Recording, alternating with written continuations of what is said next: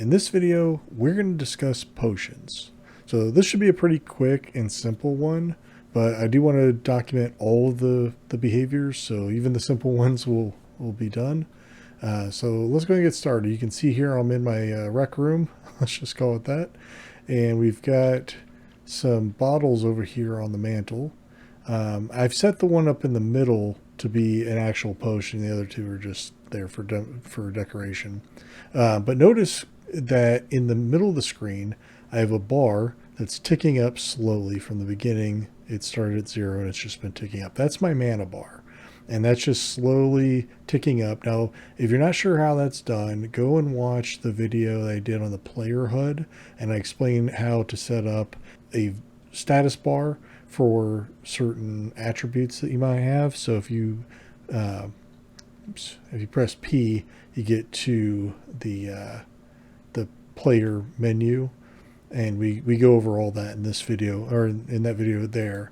But here's the potion. And if I press E, then I collect the potion. So that goes into my inventory. I can put it in my bar. And if I press 1, then I consume it. And that instantly adds the value of that potion, which in this case was 100. So it just ticked me up to whatever the value should be. 100 plus whatever I was at. So you could set it to be manually picked up, or you can set it to be automatically picked up, in which case it would be consumed immediately. So let's take a look at those settings and see how we can adjust that. So here's the behavior potion. The first thing we have is a prompt text for when you cursor over it, assuming that it's not an automatic pickup, it'll say press E to consume or press E to collect. So if you have it in your inventory, it's E to consume. If you're walking up to it and you're cursoring over it, it's E to collect, again assuming that it's set to manual pickup. When you use the potion, either way, you get the usage text, which in our case just says potion consumed.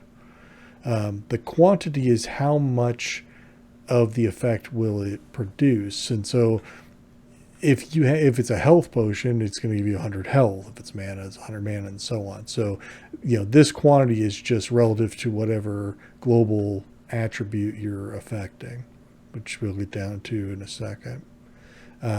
Pickup style, like I mentioned, automatic or manual. If it's automatic, as soon as you get within the pickup range, which is right here, 80 units, then it'll just automatically pick it up and consume it immediately. It doesn't go into your inventory. So just think that through, how you want that playstyle to interact. Sometimes you want something to be instantly consumed, and sometimes you want the player to be able to collect it. The effect, are we adding or deducting? So we said earlier the quantity was 100, but we don't necessarily have to add 100 points. We could also deduct 100 points. Maybe it's poison, or something like that. Then we can deduct that value instead. And then the user global affected. Again, this goes back to the attributes that we talk about in the player HUD video.